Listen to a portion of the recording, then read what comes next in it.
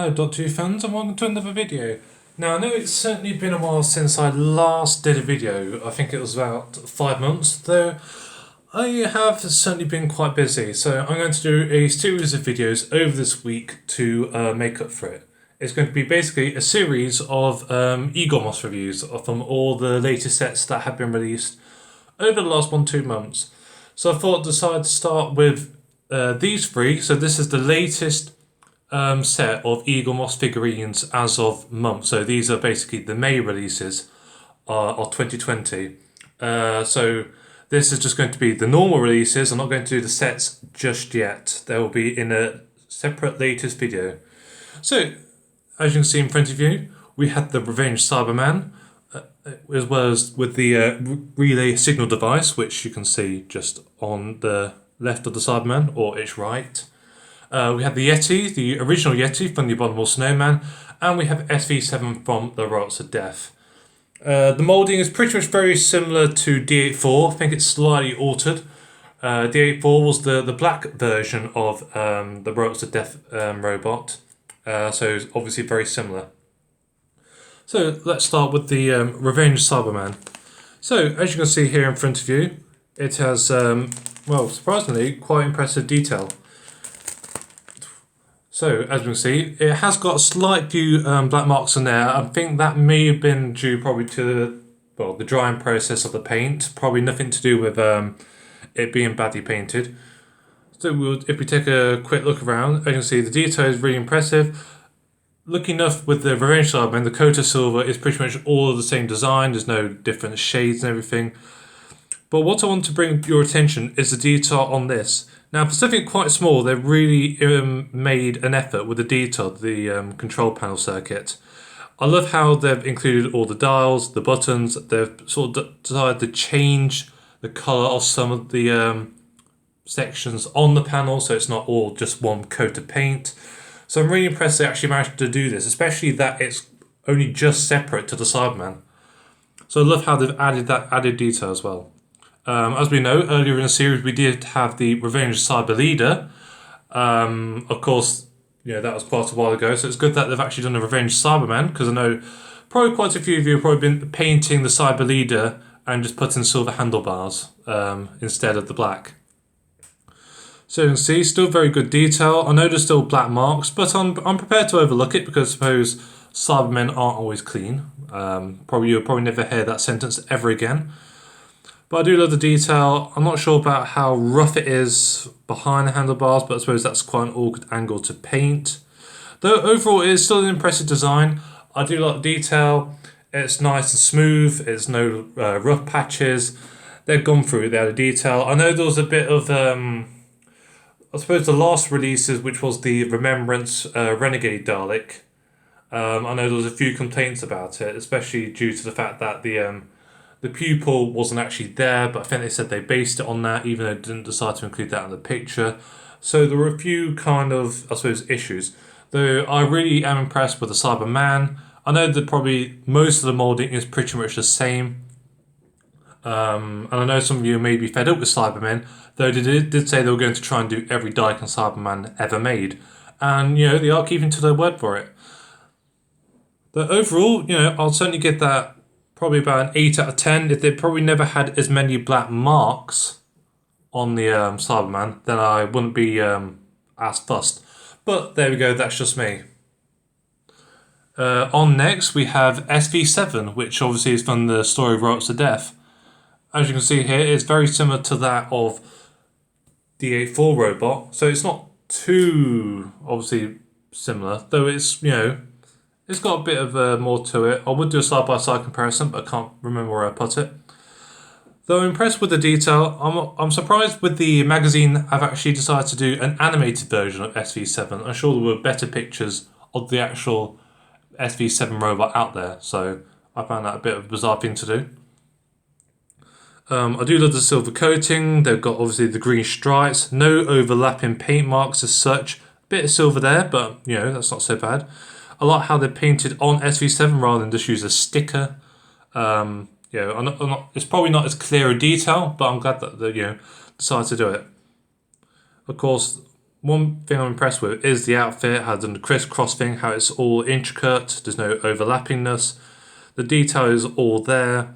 I must admit, the one main bit probably overall to do with SV7 that I quite like is the head detail. I like how they've done the eyes black, the outer eye is silver, and obviously the face is green. So for the intricateness, especially by machine, is probably quite impressive. I like how as time goes on, these figures have improved, and the detail. I suppose some of the early figures, probably early time, it's not so bad. But I'm glad that they've done SV7 as well. I like how they've done the detail. Again, I'd say I'd certainly give it about an 8 out of 10 for detail. I don't find too many complaints with this. I think a bit of the silver probably overlaps at certain angles in the sunlight, as you can see. But overall, it is impressive detail, and obviously it's from one of my favourite stories, The Ropes of Death, which obviously, I'll certainly recommend if you've never watched it before. And, if you have watched it, then, I'm sure you'd agree that it's an episode that you can probably watch again and again. Now, there's the last figure, as you can see right in the middle, is one of my favourites. And I've been actually waiting for this because when they did the Web of Fear Yeti, I was impressed and glad, but I was also disappointed because I was hoping for this. So this is the original Yeti design. So from 1967, I'll probably bring that out a bit. And, I love the detail on this, especially how they've gone with all the sort of the fur design, or each little line added detail. And I love how the colours change as well, so it's not just one colour as such. So you can tell they've actually done various colours, bits of white, bits of black, bits of brown, so how fur should be as such. I also love how it's good height. I'm not sure what the height comparison is in the actual episode, because unfortunately the Abominable Snowman, except for one episode, is actually one of the many missing episodes, unfortunately. So there's not that much that survives of this story. I suppose you've got the audio, and potentially they probably might do an animation of it. Like recently they decided to release, what was it? Obviously Macroterra and the Faceless ones were the most recent two. And obviously they're going to release Fury of the Deep later in the year, which was actually the first use of the sonic screwdriver. But yeah, I do love the detail on this. I'm really happy they've done it. I like how they've done the black bit as well, on the very precise actually. Looking enough, you can actually forgive overlapping paint due to the fact that it's supposed to be fair. It's not supposed to be very neat. But overall, it's a simple design, but I'll certainly give it probably a 9 out of 10. Obviously, the character options were going to do one many years ago, but for reasons unknown, it was never released. So I'm happy that we finally have the original Yeti from the 1967 story, The Abominable Snowman. So overall, this is certainly one of my favourite sets of issues to be released, and I'm glad they finally decided to do the Yeti, and also finally glad they decided to do a Cyberman rather than the Cyber Leader, because obviously we've probably seen before, they've done the Earthshot Cyber Leader, they've done the Revenge Cyber Leader, and I'm happy with variants and all that, but I suppose you'd rather have maybe a Cyberman as well as not just a collection of Cyber Leaders. But overall, I'm impressed. I love the detail. I like how they've done more paint accuracy. The sculpting seems to be a lot improved. I like how the overlapping paint seems to be a thing of the past as such, especially when it comes to the main range. I know some sets have been complained about paint accuracy. That I will cover in my next episode from Eaglemoss Reviews. But overall, it's a certainly good range. There's a variety for everyone. If you don't want to get one, then I'll certainly recommend whichever. If you like classic monsters, then go with SV7. If you like specials and classic monsters, then the Yeti. Or if you just like Cybermen, go with the Revenge Cyberman. So they're all good. And I know some people complain about too many classic monsters, but I suppose, can we really have too many classic monsters? So I hope you enjoyed my video.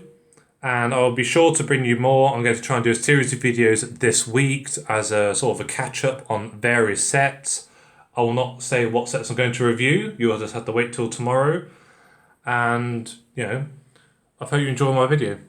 And also, one last thing. I know a lot of you, if you subscribe, you get these, which is basically the plastic sort of bags they come in.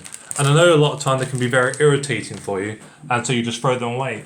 Though I would recommend and be patient, due to the fact that you could actually keep the magazines. For instance, what I've done, as you can see here, is the K9 magazine. What I decided to do is use the magazines. So rather than throw the plastic away, which is just a bit more waste, what I decided to do was just basically put them all together. So in this, at the moment, we have 8 magazines. And basically, it's just with one plastic bag.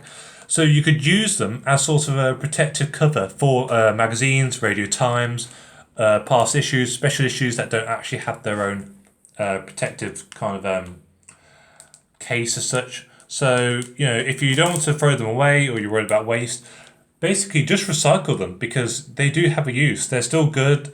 If you carefully uplift the back so you don't actually rip the back and the glue is still there, you could basically just use them to keep all your issues together. And you can also protect them as well as a sort of a cheap way of magazine protecting. Because rather than paying probably £5-10 for lots of protective, you know, plastic covers, just recycle these. They're still just as good. The glue is still good, and they're quite sturdy plastic. So, you know, if you worried about recycling and all that, just use them. They got a good use. They're not bad in anything. You know, basically, then nothing goes to waste as such.